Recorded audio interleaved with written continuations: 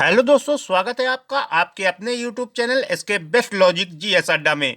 आपको ज्ञात होगा कि एसएससी ने सीएचएसएल की भर्ती निकाली हुई है, जिसके अंतर्गत हम लोग एसएससी सीएचएसएल 2023 10+2 के अंतर्गत जीके जीएस की तैयारी शुरू करने जा रहे हैं। एसएससी सीएचएसएल 2023 के जीके जीएस की ये क्लास नंबर 1 है। सभी क्लासों को हम लोग कवर करेंगे, तो बिना देरी चलो स्टार्ट करते हैं एसएससी सीएचएसएल 2023 की पहली क्लास। 90% प्रश्न हमारी वीडियो से आने की गारंटी है आपकी। पहला प्रश्न आपसे कह रहा है कि राष्ट्रीय रक्षा अकादमी कहाँ स्थित है। तो याद रखना है देहरादून में। राष्ट्रीय रक्षा अकादमी जो है वो देहरादून में स्थित है। अगला कह रहा है कि कन्याकुमारी में रॉक मेमोरियल शैल स्मारक को किसकी स्मृति में समर्पित किया गया। तो याद रखना है स्वामी विवेकानंद। स्वामी विवेकानंद की स्मृति में समर्पित किया गया है कन्याकुमारी में जो रॉक मेमोरियल या शैल स्मारक स्थित है। आगे देखिए, अगला कह रहा है कि सत्य शोधक समाज की स्थापना किसने की थी। तो याद रखना है महात्मा फूले ने। सत्य शोधक समाज की स्थापना महात्मा फूले ने की थी। आगे देख लेते हैं अगला क्वेश्चन।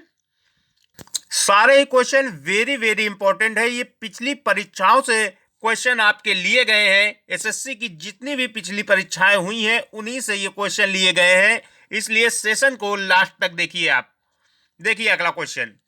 अगला क्वेश्चन आपसे कह रहा है कि संविधान के प्रारूप समिति के चेयरमैन कौन थे। तो डॉक्टर भीमराव अंबेडकर जो है वो संविधान के प्रारूप समिति के चेयरमैन थे, यानी अध्यक्ष थे।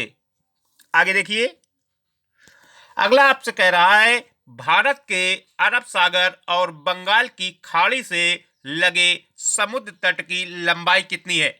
लंबाई पूछ रहा है, तो याद रखना है 6100 किलोमीटर। 6100 किलोमीटर है भारत के अरब सागर और बंगाल की खाड़ी से लगे समुद्र तट की लंबाई।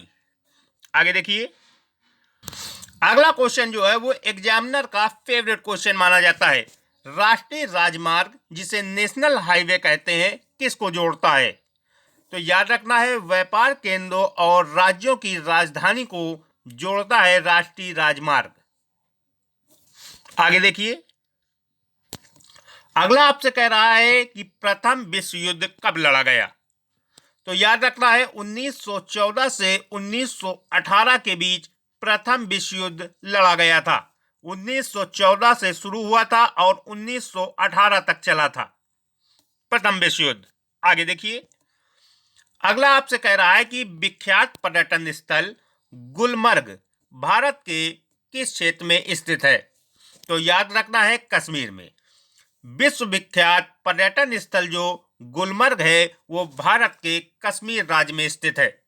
आगे देखिए, अगला क्वेश्चन आपसे कह रहा है कि नोबेल पुरस्कार प्राप्त करने वाला प्रथम भारतीय कौन है। तो याद रखना है रविन्द्रनाथ टैगोर। नोबेल पुरस्कार प्राप्त करने वाले प्रथम भारतीय हैं रविन्द्रनाथ टैगोर। आगे देखिए, अगला क्वेश्चन आपसे कह रहा है कि किस देश में सूची स्तंभ या पिरामिड पाए गए हैं। तो आपको याद रखना है मिस्र। मिस्र में सूची स्तंभ या पिरामिड पाए गए हैं, इसलिए मिस्र को पिरामिडों का देश भी कहा जाता है दोस्तों। आगे देखिए, अगला आपसे कह रहा है कि भारत का राष्ट्रीय पशु क्या है। तो आपको पता होना चाहिए बाघ। ये सभी को पता होना चाहिए, भारत का राष्ट्रीय पशु बाघ है। ये भी क्वेश्चन पूछा गया है एसएससी द्वारा। आगे देखिए, अगला कह रहा है कि शहनामा किसकी कृति है। तो याद रखना है फिरदौसी की। शहनामा जो है वो फिरदौसी द्वारा रचित है, यानी इसके लेखक शहनामा के हैं फिरदौसी। आगे देखिए, अगर आप किसी भी एग्जाम की तैयारी कर रहे हो और आपको किसी भी टॉपिक से रिलेटेड वीडियो चाहिए तो हमारे इसके बेस्ट लॉजिक जीएस अड्डा पर सभी टॉपिक से रिलेटेड वीडियो उपलब्ध है। देखिए अगला क्वेश्चन। अगला कह रहा है कि प्लासी का युद्ध कब हुआ था। तो याद रखना है 1757 में। 1757 में प्लासी का युद्ध लड़ा गया था। आगे देखिए, अगला क्वेश्चन आपसे कह रहा है भारत में अंग्रेजी शिक्षा किसने शुरू की? तो याद रखना है लॉर्ड मैकाले। लॉर्ड मैकाले को भारत में अंग्रेजी शिक्षा को शुरू करने का जनक माना जाता है, यानी भारत में अंग्रेजी शिक्षा की शुरुआत लॉर्ड मैकाले द्वारा की गई थी। आगे देखिए, अगला आपसे कह रहा है कि ज्वार सबसे ऊंचा कब होता है? तो याद रखना है जब सूर्य और चंद्रमा पृथ्वी के एक ही ओर होते हैं तो ज्वार सबसे ऊंचा होता है। यानी जब सूर्य, चंद्रमा और पृथ्वी एक सीट पर होती हैं तो ज्वार सबसे ऊंचा होता है। यह भी क्वेश्चन एसएससी द्वारा पूछा गया है। आगे देखिए, अगला क्वेश्चन आपसे कह रहा है कि तेलुगु किस राज्य की राजभाषा है? तो याद रखना है आंध्र प्रदेश। तेलुगु जो है वो आंध्र प्रदेश की राजभाषा है।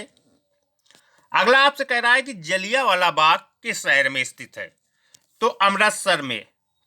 जलियांवाला बाग अमृतसर पंजाब में स्थित है। अगला आपसे कह रहा है कि गुरुत्वाकर्षण की खोज किसने की थी? तो याद रखना है न्यूटन ने। गुरुत्वाकर्षण की खोज न्यूटन ने की थी दोस्तों। वेरी वेरी इंपॉर्टेंट क्वेश्चन है सारे ही, इसलिए मैं बार बार कह रहा हूं कि सेशन को लास्ट तक देखिए। देखिए अगला क्वेश्चन। अगला क्वेश्चन कह रहा है कि महाराष्ट्र में सर्वाधिक मात्रा में पाई जाने वाली मृदा यानी मिट्टी कौन सी है? तो याद रखना है काली मिट्टी। महाराष्ट्र में सबसे अधिक मात्रा में जो मिट्टी पाई जाती है वो है काली मिट्टी। आगे देखिए, अगला क्वेश्चन आपसे कह रहा है कि अजमेर किस सूफी संत से संबंधित है? तो याद रखना है ख्वाजा मोइनुद्दीन चिश्ती। ख्वाजा मोइनुद्दीन चिश्ती की दरगाह स्थित है अजमेर में, इसलिए अजमेर जो हो जाएगा वो ख्वाजा मोइनुद्दीन चिश्ती सूफी संत से संबंधित है। अगला आपसे कह रहा है कि सिख धर्म के संस्थापक कौन थे? तो याद रखना है गुरु नानक देव। सिख धर्म के जो संस्थापक हैं वो गुरु नानक देव हैं। आगे देखिए, अगला आपसे कह रहा है कि वायु का दबाव किसके कारण होता है? तो याद रखना है घनत्व के कारण। वायु का जो दबाव होता है वो घनत्व के कारण होता है। अगला आपसे कह रहा है किसे भविष्य की धातु कहा जाता है? तो याद रखना है टाइटेनियम को। टाइटेनियम धातु को भविष्य की धातु कहा जाता है। रिपीटेड क्वेश्चन है सारे ही। टाइटेनियम। आगे देखिए, अगला क्वेश्चन आपसे कह रहा है कि किस राज्य में मलयालम भाषा बोली जाती है? तो केरल में। केरल राज्य में मलयालम भाषा बोली जाती है। मलयालम भाषा जो है वो केरल राज्य की है। आगे देखिए, अगला क्वेश्चन कहता है कौन सा शहर गंगा के तट पर बसा हुआ है? तो याद रखना है कानपुर। कानपुर शहर जो है वो गंगा तट पर बसा हुआ है। अगला क्वेश्चन आपसे कह रहा है कि कौन सी नदी प्रायद्वीपीय पठार से नहीं निकलती है? तो याद रखना है यमुना। यमुना नदी ऐसी है जो प्रायद्वीपीय पठार से नहीं निकलती है। नहीं कह रहा है, क्वेश्चन को ध्यान से देखिए। चलिए अगला देखिए, अगला कह रहा है मानसून हवाएं कौन सी होती हैं? तो याद रखना है वर्षा ऋतु की जो हवाएं होती है उन्हें मानसूनी हवाएं कहा जाता है। वर्षा ऋतु की जो हवाएं होती है उन्हें मानसूनी हवाएं कहा जाता है। मानसून हवाएं जो होती हैं वो वर्षा ऋतु की हवाएं होती हैं। आगे देखिए, अगला आपसे कह रहा है कि विश्व का सबसे लंबा पशु कौन सा है? तो ये पता होना चाहिए, जिराफ। विश्व का सबसे लंबा पशु जिराफ है।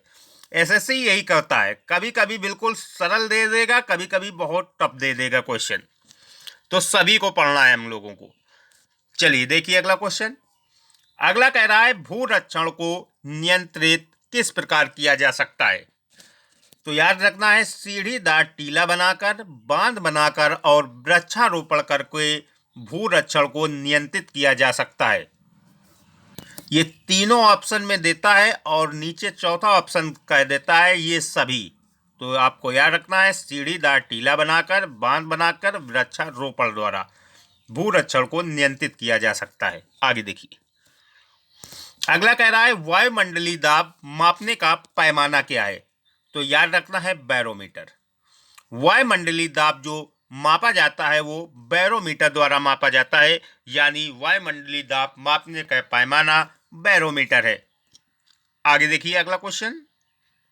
अगला क्वेश्चन आपसे कह रहा है कि महात्मा गांधी जी की पत्नी का नाम क्या था? तो याद रखना है कस्तूरबा गांधी। महात्मा गांधी जी की पत्नी का नाम था कस्तूरबा गांधी। अगला आपसे कह रहा है कि हॉकी खेल में प्रत्येक टीम में कितने खिलाड़ी होते हैं? तो 11। हॉकी खेल में प्रत्येक टीम में 11 खिलाड़ी होते हैं दोस्तों। आगे देखिए। और हॉकी जो है वो भारत का राष्ट्रीय खेल भी है। अगला क्वेश्चन आपसे कह रहा है कि सार्क का पूर्ण रूप क्या है? तो याद रखना है south Asian association for regional cooperation. ये सार्क का पूर्ण रूप है, south Asian association for regional cooperation. आगे देखिए। अगला आपसे कह रहा है कि मुख्य चुनाव आयुक्त की नियुक्ति कौन करता है? तो याद रखना है राष्ट्रपति। मुख्य चुनाव आयुक्त की नियुक्ति जो है वो राष्ट्रपति के द्वारा की जाती है। अगला आपसे कह रहा है वह मुगल बादशाह जिसने 15 वर्ष निर्वासित होकर गुजारे कौन था? तो याद रखना है हुमायूं। हुमायूं एक ऐसा मुगल बादशाह था जिसने 15 वर्ष निर्वासित होकर गुजारे थे, हुमायूं। अगला आपसे कह रहा है कि किस स्थान पर तेल रिफाइनरी कारखाना स्थित है? तो याद रखना है बरौनी। बरौनी में तेल रिफाइनरी कारखाना स्थित है। आगे देखिए अगला क्वेश्चन। अगला कह रहा है कि हीटर के तार किस चीज के बने होते हैं? तो नाइक्रोम के। हीटर के जो तार हैं वो नाइक्रोम के बने होते हैं दोस्तों। अगला आपसे कह रहा है कि माओ त्से तुंग किससे संबंधित है? तो याद रखना है माओ त्से तुंग का संबंध चीन से है, चीन से है। अगला आपसे कह रहा है भारत के किस शहर में जंतर मंतर स्थित है? तो याद रखना है दिल्ली में। भारत के दिल्ली शहर में जंतर मंतर स्थित है। अगला देखते हैं अगला क्वेश्चन। अगला आपसे कह रहा है कि संयुक्त राष्ट्र संघ यूएनओ की सुरक्षा परिषद में कितने स्थायी सदस्य होते हैं? तो याद रखना है 5। स्थायी सदस्य पूछ रहा है तो 5 होते हैं स्थायी सदस्य। संयुक्त राष्ट्र संघ की सुरक्षा परिषद में 5 स्थायी सदस्य होते हैं दोस्तों। आगे देखिए। अगला क्वेश्चन आपसे कह रहा है कि चंद्र ग्रहण कब होता है? तो याद रखना है जब पृथ्वी सूर्य और चंद्रमा के बीच आ जाती है तो चंद्र ग्रहण होता है। जब पृथ्वी सूर्य और चंद्रमा के बीच आ जाएगी तो जब चंद्र ग्रहण हो जाएगा। अगला क्वेश्चन आपसे कह रहा है कि अलीगढ़ किस उत्पाद के लिए मशहूर है? तो याद रखना है ताले बनाने के लिए। अलीगढ़ जो है वो तालों के लिए प्रसिद्ध है। ताले बहुत बनते हैं यहाँ, इसलिए अलीगढ़ जो है वो ताले के लिए प्रसिद्ध है। आगे देखिए। अगला क्वेश्चन आपसे कह रहा है कि असम के कौन से व्यक्ति भारत के राष्ट्रपति रह चुके हैं? तो याद रखना है फखरुद्दीन अली अहमद। फखरुद्दीन अली अहमद असम के हैं जो भारत के राष्ट्रपति भी रह चुके हैं दोस्तों। अगला देखिए क्वेश्चन। अगला क्वेश्चन आपसे कह रहा है कि कौन सा राज्य भारत के सबसे पूर्वी भाग में स्थित है? तो याद रखना है अरुणाचल प्रदेश। अरुणाचल प्रदेश राज्य जो है वो भारत के सबसे पूर्वी भाग में स्थित है दोस्तों, पूर्वी भाग में। अगला आपसे कह रहा है भारत का सर्वोच्च पुरस्कार कौन सा है? तो याद रखना है भारत रत्न। भारत का सर्वोच्च पुरस्कार जो है वो भारत रत्न है। आगे देखिए। अगला क्वेश्चन कह रहा है कि शिक्षक दिवस कब मनाया जाता है? तो याद रखना है 5 दिसंबर को। शिक्षक दिवस जो है वो 5 दिसंबर को मनाया जाता है, सर्वपल्ली राधाकृष्णन के जन्म दिवस पर।